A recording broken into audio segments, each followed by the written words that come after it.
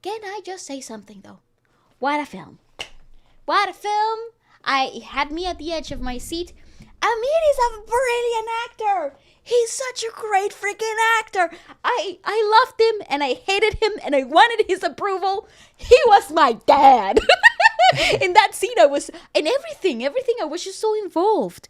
From the sacrifices that they made as children to seeing them develop and evolve, and I was so involved. You know what? When Efra said, "Oh, Dangal won the poll," I was like, "Oh, okay." No, Waleska is very Oh, apprehensive. okay. Because I don't listen. Waleska's never liked sports movies in the past. You know, you have the common the pop culture sports films, like I don't know, like the Serena Williams and the Dad, and you have Blind Side where you know it's Sandra Bullock and stuff, and you know I watched them. I never felt this way. I never actually felt this way. I'm sure this brings up a lot. Oh man, this fucking film is fucked. I was gonna say, I'm sure this is a touchy subject tough, for yeah. you. Because it's a similar story in terms of like my dad introduces Efra to tough. tennis. That's Ay, pobrecito, papá. It's fucked, isn't it? Because,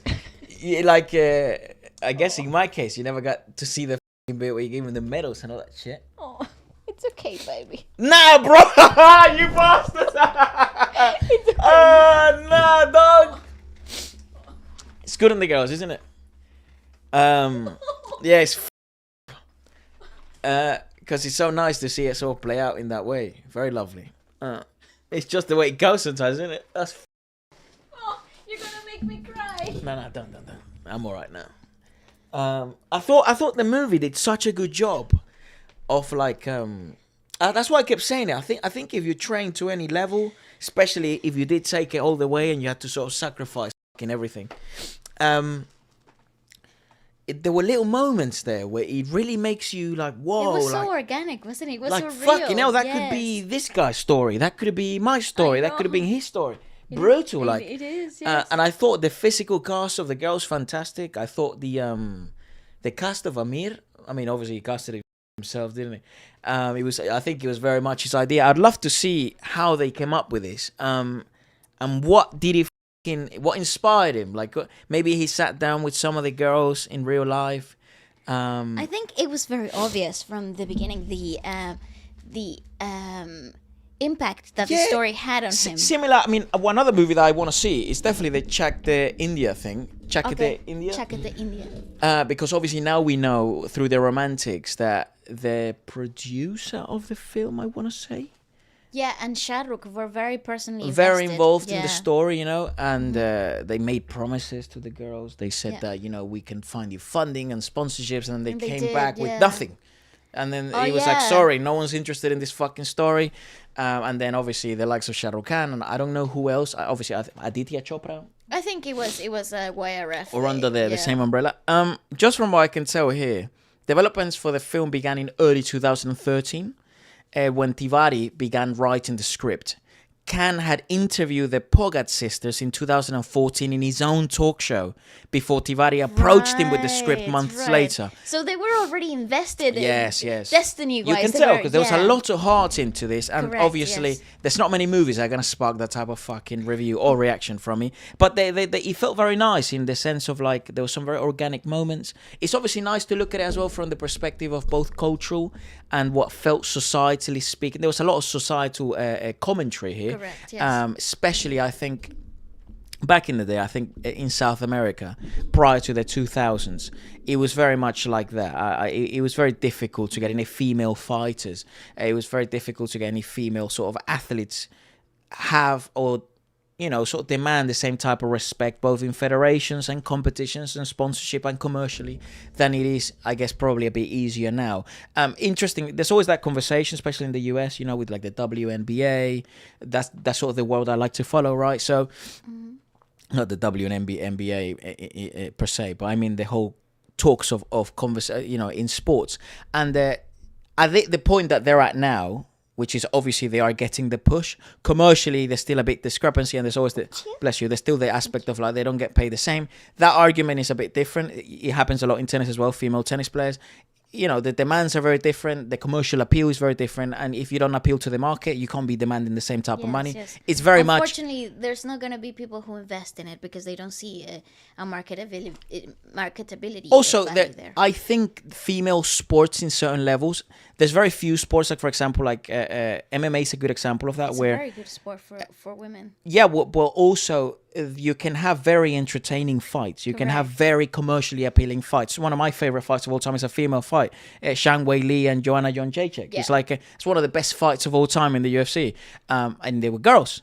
And no one fucking cared because no one cares anyways anymore. No, if it's entertaining and people are invested in it, you're gonna get. If you're invested in the storylines and the level of fighting, it's high. I think there is still a gap in other sports where, because the investments haven't been made infrastructurally speaking, and now the girls are getting to catch up both, in the ability of coaching, in all this other stuff, they will start to appeal more commercially, without having to force it down people's throats. So in that sense, in the West, that conversation always happens, and then it gets turned into a political thing and all that stuff, which then it loses my interest. However, what I really like that was incredibly beautifully done. It was such a beautiful angle from Nitesh Tiwari, and obviously the way that the cast carried out some of these really difficult themes was the whole idea of bringing heroism back into the perspective of the girls in the small communities. Like you could see the little girls becoming a hero of their own stories, and I love the fact that you had that scene of the wedding, a 14-year-old girl, saying, at least your dad is giving you choices in a different perspective, in a different way. Yeah, you might not have long hair, but at least you have a choice. And those grows type back. Exactly. Those type of conversations and the way that it had been managed in the film, it doesn't feel like it was a propaganda in any way whatsoever. It's just a reality, and the way that we got to see it was very organic, was very heartfelt, and very tastefully done. You want the truth, or at least a depiction of the truth. And if you want to paint it from a different picture, let's look at the story of that 14-year-old girl who got married off. That would be a hell of a fucking movie, and it will have a terrible ending, I guarantee you, a very depressing one. So it's fantastic to see, and obviously fathers like those and families like those who were supportive of because this was an interesting one, because it wasn't the dream of the girls, it was the dream of the father. Correct. And through the passion and conviction and dream of his own of the father, he was able to sort of instill some values and change some certain perspectives that societally would have been, so shunned upon at the time, and he did it. And it only takes one, right? Like, it only takes one successful set of sisters, and then everyone's like, "Oh, we should have been doing this before." Correct. So it only takes one, and it's really awesome that actually the ending of the movie, it's very similar to how the story keeps unfolding with the sisters. It's unbelievable to see it. It's in the same in arts, and it's the same in sports. I feel if you choose to go all in a sport, it will require, if this was a story about boys or this was a story about girls, the story about boys, it also would have been probably just as horrendous. And actually, I love that in different aspects of the film, in different moments in the timeline, you see the fall through. Like, they had a lot of moments where they could have called it quits. Yeah, for sure. They wanted to quit several times. Yeah, correct. It was like from their beginning of their training to already professionals in the game. It shows you a lot when it comes to character and discipline, and how much belief that father had. Something also I guess it's quite sad in this sense. Like the Commonwealth and the Olympics, because they are essentially amateur competitions. They don't have a prize money. They don't have prize money. So yeah, you go back home. Yeah, well, at this point, if you do, that's why there's also a big emphasis on, like, what did the sport give you? It certainly didn't give me money, especially if you become a bronze medalist or a silver medalist. If you become a gold medalist, the commercial appeal, the sponsorships, the endorsements, you become faces of brands and stuff like that. Yeah, but I also feel I feel like so you need to go for gold if you go to this stuff, not with bronze. I agree, but I also think it depends on the sport. Yes and no. Nowadays, so especially I feel like it depends on the sport. 100%. I mean, you're not gonna become, the most famous human being if you do, shot put. It's going to be very difficult for you to become super well known if you do shot put. However, nowadays, thanks to the whole social media stuff, they do have more of a chance than ever. Wrestling is still a very obscure sport, I agree with and that. it has struggled to sort of generate interest, and it's the same as most grappling sports struggle a ton, even combat sports outside of then mixed martial arts or boxing. They struggle a ton to generate interest at both a commercial level or in a sort of a viewership base that becomes quite strong, and then that their athletes can get paid. Very, very difficult. I mean, in mixed martial arts, there's some organizations that are up. If you're in Asia, one championship's quite good. Like obviously in the UFC, that's like the biggest one. Bellator, PFL, Cage Warriors here in the UK. So there is a path if you go down that route, but it seems for most wrestlers, combat sambo, judo, just straight wrestling, the path for them would be, especially for them, like if they would want to monetize this, you got to learn a bit of striking, then probably go into MMA, especially if you have such a solid wrestling background. You would do fairly well straight away from the get-go in MMA. And it's interesting that that would be the thing I would want to sit down with this. Like, what would you like to make the transition? Yeah, what would be next? What's next? Because obviously she's just competed in 2014. She got to the Olympics and stuff, so that was 12 in London. Then she medaled again, and they have like 29 medals together. My question for them, I don't know how old they are now. Let's see how old they are now. The Pogat sisters. Yeah. They are at the moment, Pogat family, 17. Sorry. Chita and Babita. 2017. Let me show you what you can't see what I'm saying. 35. Yeah, they're a bit on the, they're a bit too old. 38. Yeah, they're a bit too old now. They wouldn't be able to. That'll be tough because the actual story is details. Weight class 62. Gita Pogat, 15 December 1988, age 35. That's when she was born. She was born in the Olympics of the Seoul Olympics. All the sisters competed. All of them. Yeah, Babita, Gita, Priyanka Pogat, Ritu Pogat, Vinesh Pogat, Sangeeta Pogat. Oh my God! Wow. The youngest one was born in 98. She's my age. Sangeeta.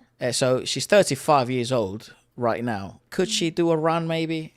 Yeah. That's crazy though. The whole of the sisters. Wow, that's incredible. Tad bit late, I guess. She is. See how old she is now? Yeah, she's 35. It's a bit tough. Dude, this is another thing. I said it throughout the movie, but I have never seen any wrestling matches, and if I have, I haven't actually seen any of the rules. I don't really follow the scoring system or anything like that. This film did such a great job at keeping you entertained, but also teaching you about the sport, which I thought it was gonna be difficult to understand. Bro, I was so down. I was keeping score. I was following the storyline. She didn't medal in the Olympics. Oh damn. Yeah, she didn't manage to medal. She lost to Canada and then Ukraine. Oh no, that sucks. Yeah, but she's still a Commonwealth gold medalist, World Championships bronze medalist, Asian Championships bronze medalist, Commonwealth Championships 2 times gold medalist. That's incredible. And the Asian Olympic qualification tournament in 2012, she got gold medal there as well. That's epic. Yeah, so that's freestyle wrestling stuff. That's epic. Yeah, unbelievable. Obviously, yeah, look at this. Bastards. They triggered PTSD in an old, frail Efra. I'm not old. Fuck you. But there's no going back. It's like it's one of those things in sport where it's like it's so nice to see that these stories play out like this, and then that's why I think a lot of like not to be there. Oh, I injured my elbow or something. That could have been, but it's like you never know. You might as well. Maybe it was distance to failed regardless. Who knows? But it was like it's so nice to see other stories and difficulties and like obstacles are even unimaginable for me. Beautiful. No way, she married Pavan Kumar. Another wrestler, another freestyle wrestler. Oh, really? How did you know? I just saw it here. Ah. Wow, how cool. Yeah, he was also a Commonwealth gold medalist. What? That's why I recognize the name. That was going to say it, yeah. Yeah, I thought he medaled at... no, he just medaled at the Commonwealth. Regardless, but yeah, so she married a fellow wrestler. Oh, and they have a boy. In 2013. Look 2019, I mean. So the young parents. Listen. She got to live out her part of the DDOJ, prodigy. and also she got to live out the gold medalist aspect. And she brought a boy home. She brought a little boy but to fucking the hell, yeah, because they were all girls. I know. He was a girl dad for real.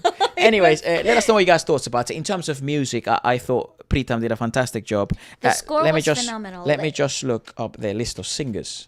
The score was incredibly fantastic. It actually felt very Disney-ish, which I thought it was really great because in terms of a story of hardship and sacrifice, you want a score that depicts all of these feelings and emotions in a way that is natural. So you had such a brilliant combination of whimsical instrumentalization as well as a really cohesive emotional score. I thought it was a brilliant score overall. Mate, Idiot Bana, that was the Newton sisters. No way! Yeah, that Dakad, Amir Khan has a version of that song. Oh, okay. Arijit Singh Naina, Dangal, that's Dalir Mehandi, the Punjabi singer. Oh my god! It was the Gilerian? That's Jonita Gandhi and Neha Kakkar. What the fuck? What? Raftar was the original version of Dakad, and then Hani Karaka Bapu. That's Sarvar Khan, which is the first time for us.